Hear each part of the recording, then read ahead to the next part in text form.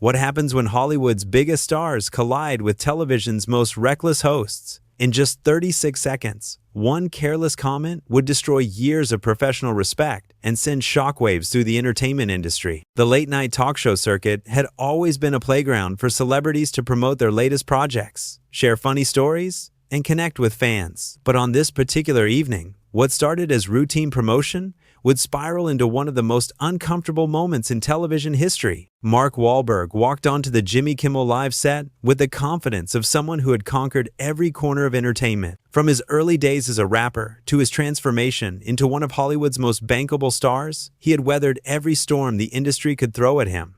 Tonight was supposed to be simple.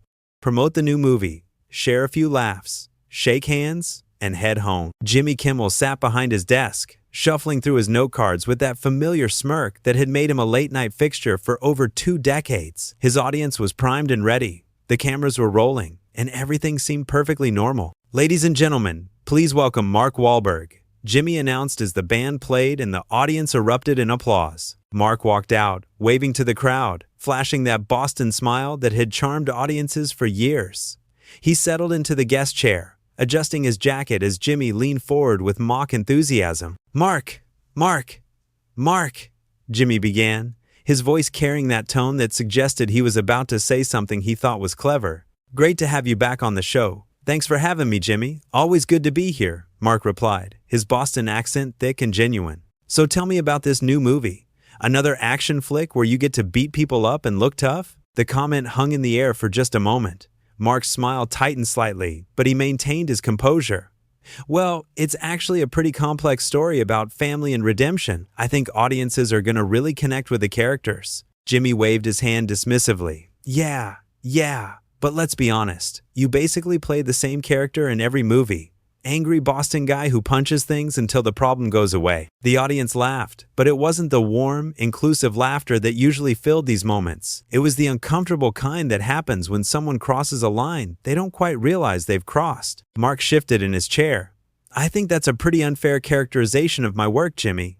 I've done comedies, dramas, worked with some incredible directors." Sure, Jimmy continued, clearly not reading the room. "But come on, you're not exactly known for your range, are you? I mean, when people think Oscar-worthy performances, Mark Wahlberg isn't exactly the first name that comes to mind." The temperature in the room seemed to drop 10 degrees. Mark's jaw tightened, and his hands gripped the arms of his chair just a little tighter. "I've been nominated for 2 Academy Awards," Mark said slowly, his voice carrying a warning that Jimmy either didn't hear or chose to ignore. "Right, nominated," Jimmy said with a laugh that sounded more like a snort. "But let's talk about what really matters to your career. The action movies that make all the money. Speaking of which, didn't you turn down a pretty big opportunity recently?" Mark raised an eyebrow. "What are you referring to?" "Well, I heard through the grapevine that you passed on a franchise that could have made you hundreds of millions. Something about not wanting to commit to multiple films?" Jimmy leaned back in his chair, clearly pleased with himself for having insider information. "I make decisions based on what's right for me and my family," Mark replied evenly.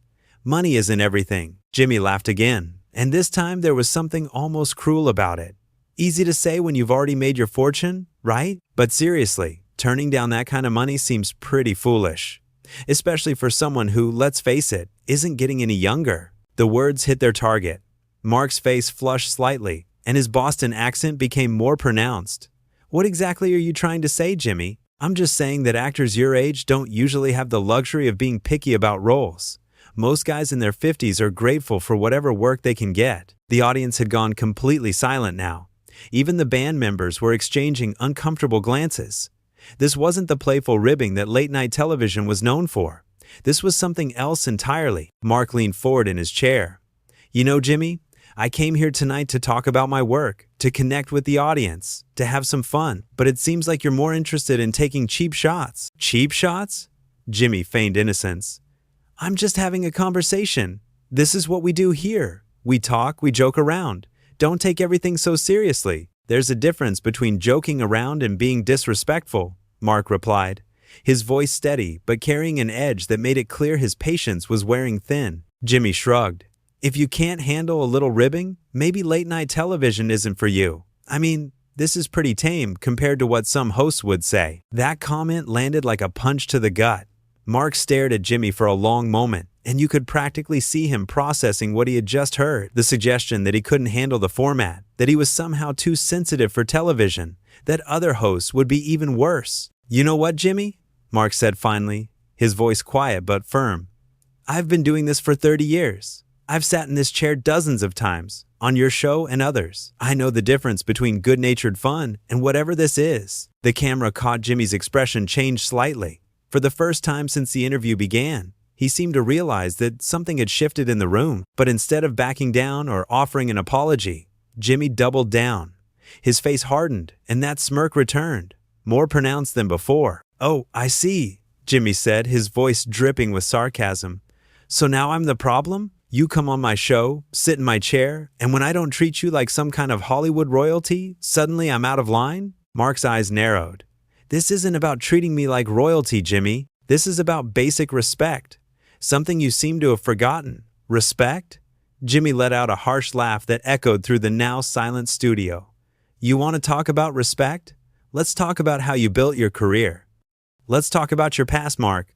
All those things you'd rather people forget." The words hung in the air like a toxic cloud.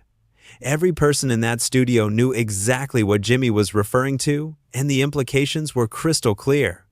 This wasn't just unprofessional anymore. This was personal. This was vicious. Mark went completely still, his face drained of color, then flushed red with anger. When he spoke, his voice was barely above a whisper, but it carried more power than any shout could have. "Are you seriously going there right now? On national television?" Jimmy leaned back in his chair, clearly pleased with the reaction he had gotten. "Hey, I'm just saying that maybe someone with your history shouldn't be so quick to judge others." The audience was completely silent now. You could hear a pin drop in that studio. The camera operators were still rolling, but you could sense their discomfort behind the lenses. This wasn't entertainment anymore. This was a character assassination happening in real time. Mark stood up slowly from his chair. The movement was deliberate, controlled, but you could see the tension radiating from his entire body. "You know what, Jimmy? I've made mistakes in my life. I was young, I was stupid, and I've spent decades trying to make amends for those mistakes. I've apologized. I've done the work. I've tried to be a better person every single day." His voice was growing stronger now, more confident. The Boston accent that Jimmy had mocked earlier now carried the weight of conviction. "But what you're doing right now, this isn't about my past. This is about you trying to get a reaction, trying to create a moment that will go viral, trying to boost your ratings by tearing someone down." Jimmy tried to interrupt, but Mark wasn't finished. "I've sat on this couch before, Jimmy. I've laughed at your jokes, played your games, promoted my movies. I've always been respectful, always been professional. But this crosses every line." The host's smirk was wavering now. For the first time, Jimmy looked uncertain, like maybe he had miscalculated just how far he could push. "Mark, come on, you're being way too sensitive about this. We're just having a conversation." "A conversation?" Mark's voice rose slightly. "Is that what you call it when you attack someone's career, their age, their character? Is that your idea of conversation?" Jimmy shifted uncomfortably in his chair. "Look, if I offended you, that wasn't my intention." "If you offended me?" Mark repeated incredulously. "Jimmy, you just brought up the worst parts of my past on national television.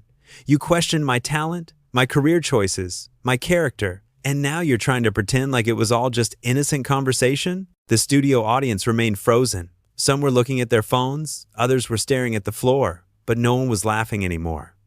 The energy in the room had shifted from uncomfortable to genuinely tense. "You know what the real problem is here, Jimmy?" Mark continued, his voice gaining momentum. "You think because you have this platform, because you sit behind that desk, you can say whatever you want to whoever you want. You think you're untouchable." Jimmy's face was getting red now, and his defensive posture was becoming more obvious. "I've been doing this show for 20 years, Mark. I know how to conduct an interview." 20 years of what? 20 years of hiding behind your writers and your laugh track? 20 years of taking shots at people who come on your show in good faith? The words hit their mark. Jimmy's composure was cracking, and his true colors were starting to show. "You don't know what you're talking about," Jimmy snapped, his voice losing all pretense of professionalism. "You think you're so much better than everyone else? You think your little redemption story makes you some kind of saint?" Mark shook his head slowly, and when he spoke, his voice was filled with disappointment rather than anger. "This isn't about me being better than anyone, Jimmy. This is about you being worse than I thought possible. The camera caught every detail of Jimmy's face as those words sank in. His mask was completely off now, and what was underneath wasn't pretty. You want to walk away? Fine. Walk away. That's what you people do when things get real, right? You just leave. Mark paused, one hand on the back of his chair, and looked directly at Jimmy with an expression that was somehow both pitying and disgusted. You people? He repeated slowly. What exactly do you mean by that, Jimmy? The question hung in the air, like a sword waiting to fall. Jimmy's face went through a series of expressions: panic, defiance, then something that might have been recognition of just how badly he had screwed up. I didn't mean anything by it, Jimmy stammered, but his voice lacked conviction. You're twisting my words. Mark let out a bitter laugh. Am I? Because it sounds like you just revealed exactly what you think of me and where I come from. The studio audience was now visibly uncomfortable. Some people were getting up and leaving their seats. Others were filming with their phones, capturing every moment of what was quickly becoming a complete meltdown. Look, Mark, you're overreacting, Jimmy said, his voice getting higher and more defensive. This is just show business. This is how it works. This is how it works? Mark repeated, his voice filled with incredulity. You think attacking your guests is how it works?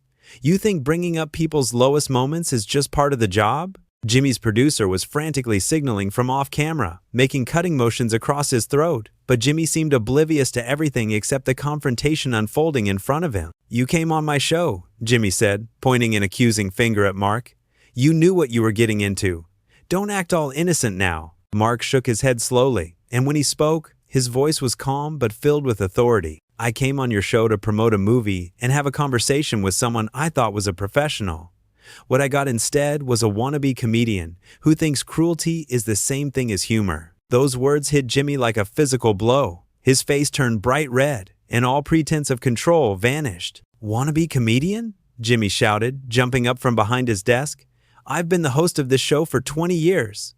I've interviewed every major celebrity in Hollywood. You're just some Boston tough guy who got lucky. The studio erupted, not in laughter or applause, but in genuine shock at what they were witnessing.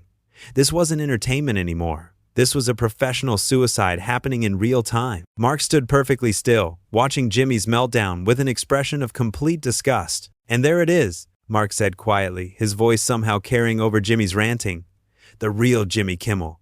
Not the carefully crafted television personality, but the bitter, insecure man underneath. Jimmy stopped mid-rant, breathing heavily, suddenly aware of how he must look to everyone watching. You want to know what your problem is, Jimmy? Mark continued, his voice steady and controlled. You've been sitting behind that desk for so long. You forgot what it's like to be human. You forgot that the people who come on your show are real people with real feelings. The silence that followed was deafening. Jimmy opened his mouth several times as if to respond, but no words came out. Mark picked up the microphone that had been clipped to his shirt and carefully removed it, setting it down on the coffee table between them. I've made a lot of mistakes in my life, Jimmy, but I learned from them. I grew from them. I became a better person because of them. You just became a better bully. He turned toward the audience, many of whom were now standing and applauding. Not the polite, orchestrated applause of a television show, but genuine, heartfelt support for someone who had just stood up to a tyrant. Ladies and gentlemen, Mark said, addressing the audience directly, I came here tonight to talk about a movie I'm proud of, made with people I respect, about themes that matter. Instead, I got a masterclass in how not to treat another human being. Jimmy tried one last desperate attempt to regain control. Mark, wait. This has all been a misunderstanding. Let's sit down and work this out. Mark turned back to look at Jimmy one final time. His expression wasn't angry anymore. It was disappointed. Sad, even. You know what the worst part about all of this is, Jimmy? I actually used to respect you. I thought you were funny. I thought you cared about your guests. I thought you understood what this job was supposed to be about. He walked toward the edge of the stage, then paused and turned back. But you don't care about any of that, do you? You just care about getting a reaction, creating a moment, generating buzz.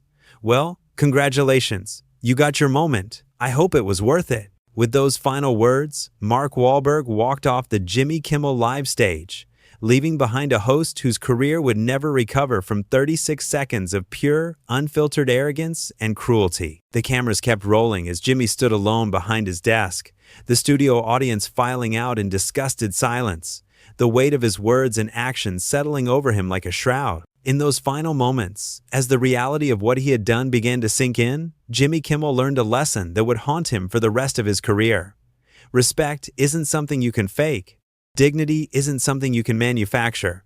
And when you attack someone's character on national television, sometimes they fight back.